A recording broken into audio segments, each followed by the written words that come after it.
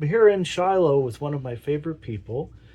Miss Helga operates the cow sanctuary and just gave us a lovely tour of her residence here. Helga, how did you come to operate an animal rescue? Well, it started because I moved in next to a dairy farm that I knew nothing about. I worked on the dairy farm for 8 years and found out all about dairy farms and said, this should never happen. And I started my own farm. That wasn't a dairy farm, it was just a rescue farm. And what year was that? 1970, 1981, I think. Wow. At that time, there weren't a lot of animal sanctuaries out there. Maybe it was Farm Sanctuary in upstate New York, I think. Yeah, and there was a couple out in California, Yeah. but none around here that I knew of, at least. And not a lot of people were into viewing animals as sentient beings instead of food products either. No, and I didn't much care whether they knew about it or not. I just wanted to make sure that the animals in my care were going to be okay, that they weren't going to be, food or pre-food. And they certainly are okay. You have an incredible menagerie of beautiful beings, and it's been really special to see the cross species bonds that many of them form. Can you talk about some of the animals that have formed relationships with animals not of their own species? Well, the most dramatic one is my pig Tippy Tina and the black cat Lolly. Yeah. They sleep together all the time, nose to nose, so to speak. Yeah. But the other ones, the sheep and the goats get along just fine, and also a couple of pigs that live in the shelter with them. There are a number of shelters here, and the animals can go to whichever shelter they want to, and the sheep, the goats, and the pigs have decided to also share the one shelter. Yeah. They're very sweet to see them interact with each other Yeah. and visitors. So they just get to live out their lives free from harm and Yep. All they have to do is breathe and eat and drink. and you can tell they really enjoy doing those things, I think, right? I think so. Yeah. They Yeah. seem to. They don't know any different. Yeah. They don't know what it. Well, I mean, some of them know what it could be like in other places. And if you hadn't taken them in, a lot of them would have met a rather unfortunate fate. Yeah. Yeah. But they don't remember that. They just remember now, Yeah. I think. Yeah. That's something we all could benefit from. Yeah. You do it all yourself pretty much, right? All the caretaking. and Yeah, I feeding do. and- I'm not very good at working with other people, unfortunately. And I've had people that come to help, and I spend more time explaining to them what I want done than actually doing it. So it's easier for me just to do it myself. And just as these animals are bonded to each other, they're bonded to you. So you have a certain balance here. that- Sort of, yeah. Yeah. Yeah. I'm the bringer of food, and the that's my main function as far as they're concerned, I think. I got to be the bringer of belly rubs for Miss Tina tonight, so that was nice. Yeah, for a long time, and she really liked it. She stretched right out. Yeah. Yeah, she's been living indoors for a couple years now, right? Yeah, this is her third year inside. She's slightly crippled in one of her legs, and as she got older, she's 11 now. She couldn't get around as well anymore, and she just came inside one day and said, "I think I'm going to stay in now." I don't know how good the audio is on this, but hopefully folks can hear her snoring in the background. She's a very good snorer. Yeah.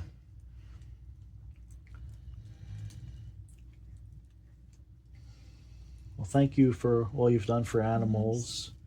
And you're doing a story time at the Bridgeton Library soon on the 24th. On the 24th, yes. Is that open to the public? Yes, I think it is. Do people need to register? I don't know.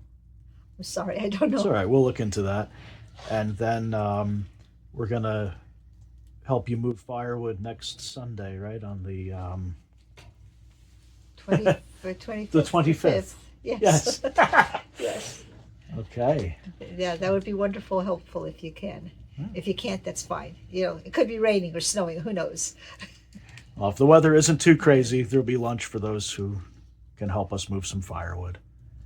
Is there anything in particular you think you've learned or want to share after all these years of caretaking these animals here? Um, it's just that this seems normal to me. Like all the other stuff that I know happens, the horrible stuff that happens, I kind of take it out of my mind and I just concentrate on the ones that I am able to help. Yeah. And would you say all these animals you've helped, some of them were cared for before they came to you, and some of them were, because they had someone who cared, they wanted to save them from being slaughtered. Yes. But others might have come from more industrial settings, Yeah. where they didn't even know any degree of compassion or They knew care. nothing. They were in farrowing crates, pigs in farrowing crates, and I have 3 pigs that were on Craigslist as uh, dogs for dogs to torture them while they were learning how to run whatever or do whatever the fighting dogs do. So some of them didn't have a good time before, and some of them just had people that cared about them and wanted to make sure that they were okay for the rest of their lives. That's fantastic. And even those animals that came from such horrific abuse situations and were, you know, didn't have any freedom or anything they could enjoy. Have They you figured seen? it out soon. They figured it out. Yeah. They figured it out. I had 8 pigs that came from farrowing crates, and they'd never known anything else in their life. And they came here, and maybe 2 months in at the most, they were perfectly okay. Like they didn't know how to drink out of a tub of water. They'd only drunk out of those things where they're in the crates where they have to suck it down. Yeah. And so I gave them a tub of water to drink out of, and they had no idea what to do with it. Oh, They had no idea what to do with feed. I gave them vegetables and fruits and vegetables, and they had no idea what they were. I gave them pumpkins. Somebody gave me pumpkins. They said, "Oh, pigs love pumpkins, don't they?"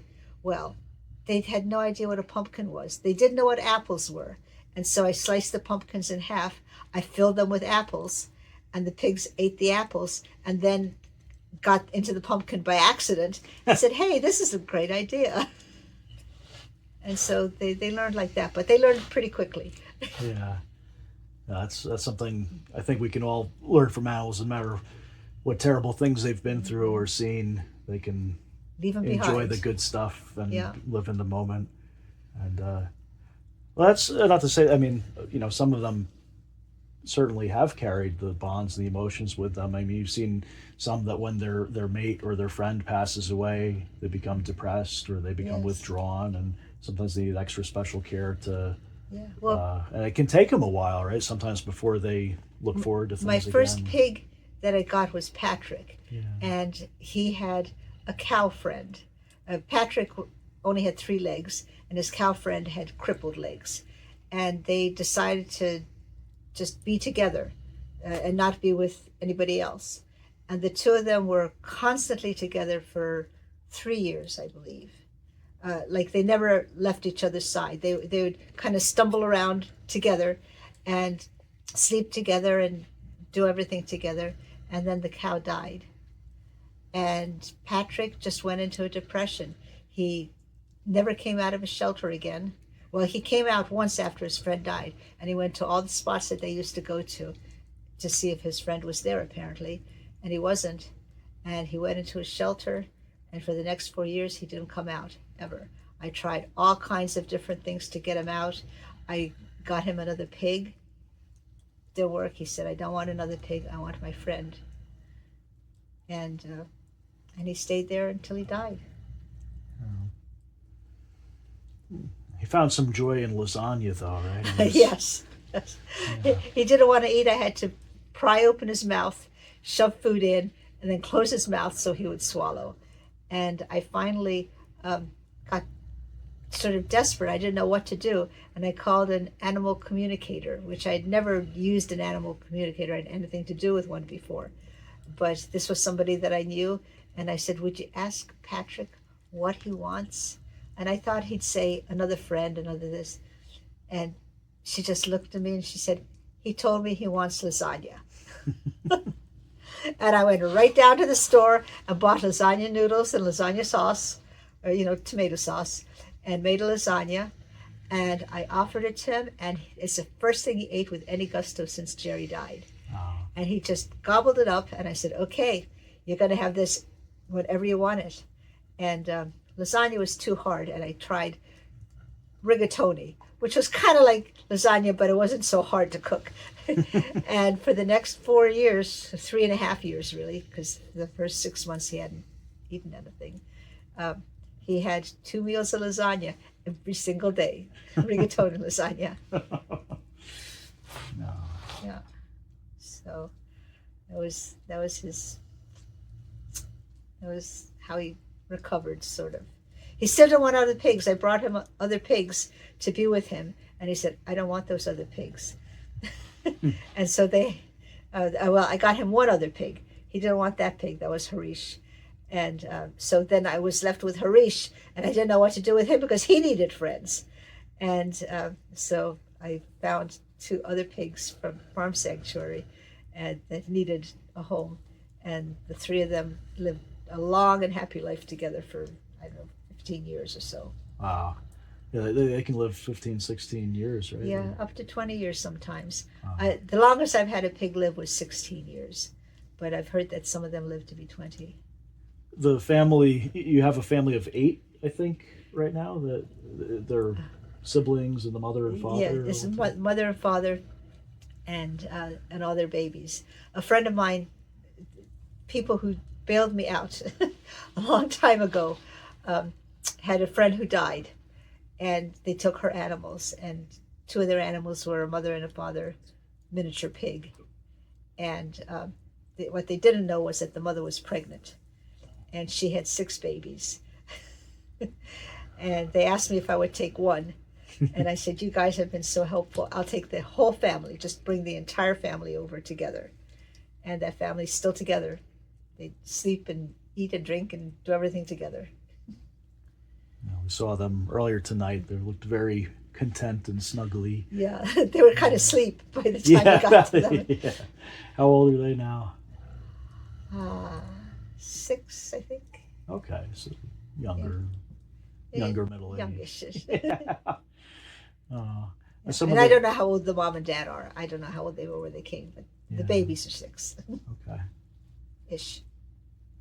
And some of the cows we met earlier, Eve was saved from being turned into hamburger. Or? Yeah, she was at New Holland, and to be slaughtered and eaten, but before she ended up in New Holland, there was a man who worked for the post office that drove past this farm that had all these little hutches next to the road, and he would stop, and there was most of the calves ran back into their hutches, and this one calf didn't. Would come out and make nice with him. And so he'd just stop every day on his way to work and give her a little pet and talk to her. And she apparently had been born on Christmas Eve because her ear tags had the date, Christmas, whatever year it was. And one day she wasn't there. So he went to knocked on the door and said, hey, I always stop and talk to this calf, and she's gone now. What happened? And they said, she got sent to slaughter. What do you think happened? Now, why were they going to send her to slaughter as a calf? I don't know why. Whatever their reasons were, because she was. I really don't know why. She wasn't profitable. It wasn't going to work out as a dairy cow or as a. She wasn't a dairy cow. She was a mixed breed cow. So I guess that would have made her whatever it was. They said we sent her to New Holland. She said went to the auction. We have no idea how to find her.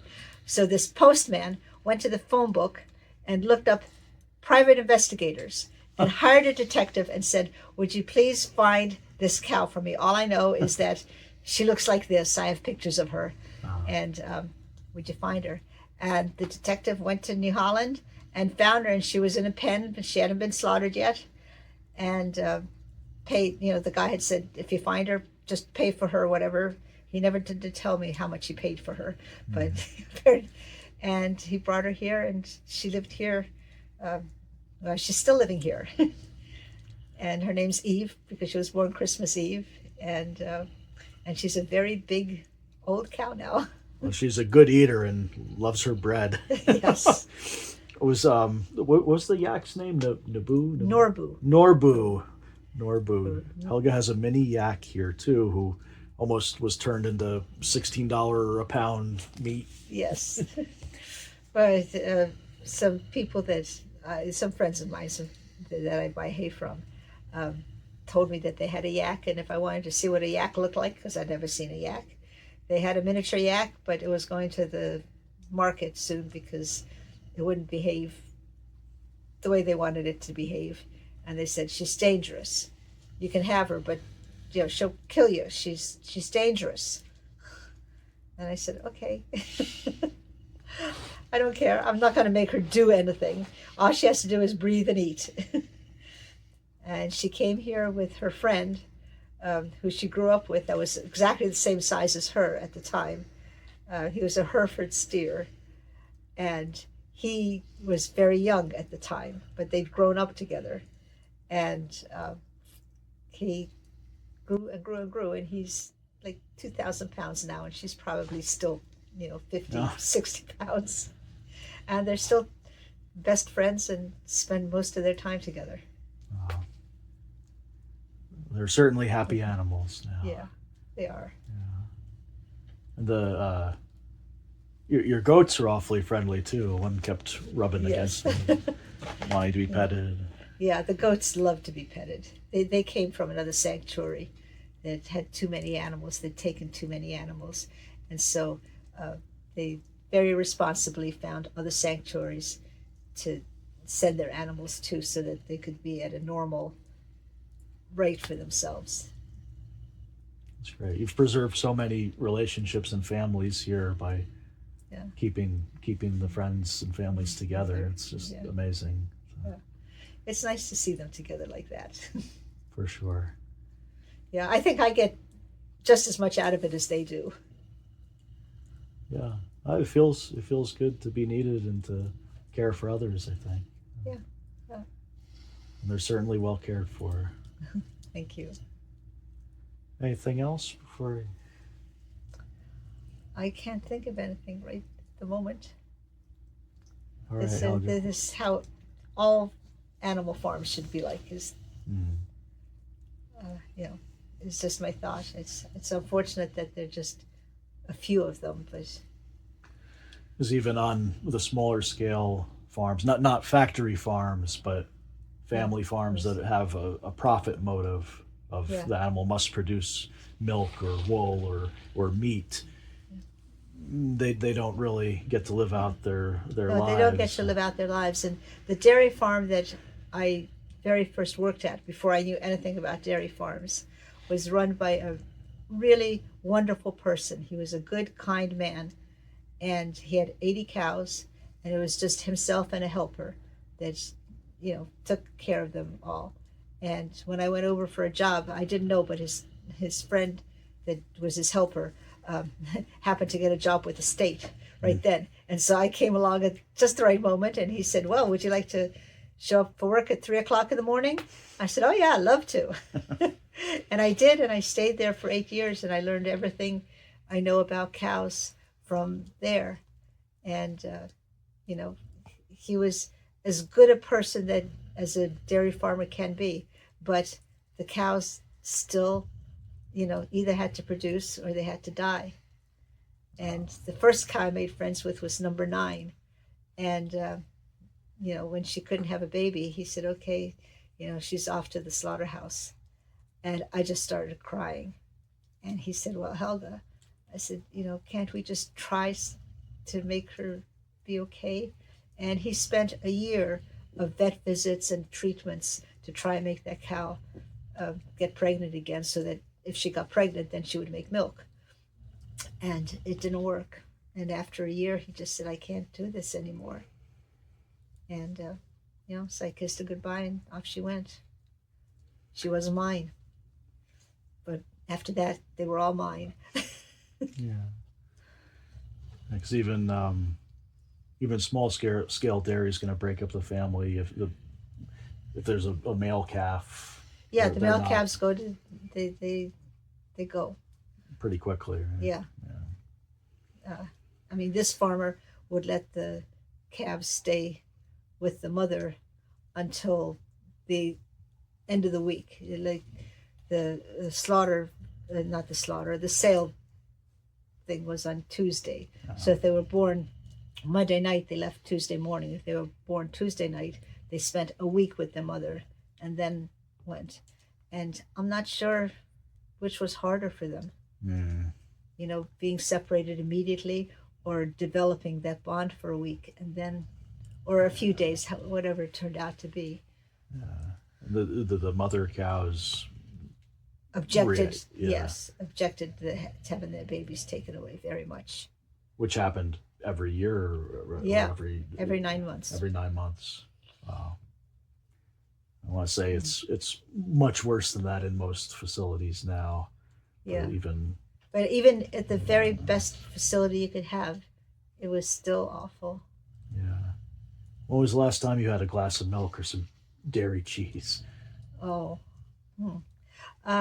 I continued drinking milk, the milk that the cows themselves, I didn't buy milk, but the milk that the cows made that I was milking out of them, I would drink that until I stopped working there. And then, so that would have been 1980, 81, something like that. Okay. Just a blink in time. Yeah. Do you have any advice or suggestions to people who might want to help animals these days? Don't eat them. That's the simplest, easiest thing. 3 times a day, you can help an animal by not eating them. I don't know what the statistics are, but for every person who's a vegetarian or a vegan, you save X number of animals, and I don't know what that number is, but it's easy to find out. It's a known fact. It's a lot. Yeah. It's yeah, it's a lot. yeah. And every single time you sit down to eat, you can help an animal by not doing that. Absolutely. And there are a lot of other sanctuaries now that take care of animals that have escaped the food system. Yeah.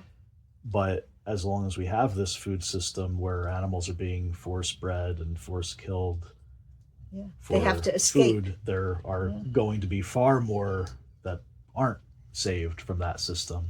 Yeah. So I think that makes a lot of sense. If we boycott the flesh industry, it'll eventually fall. Yep. It's just, if you don't eat them, they live. Yeah. It's that simple. Makes sense to me. Thank you so much for what you do and have been doing all these years. Well, Inspired a lot of people and helped a lot of living beings. And well, thanks it's been my pleasure. thanks, Helga. Welcome. Bye-bye.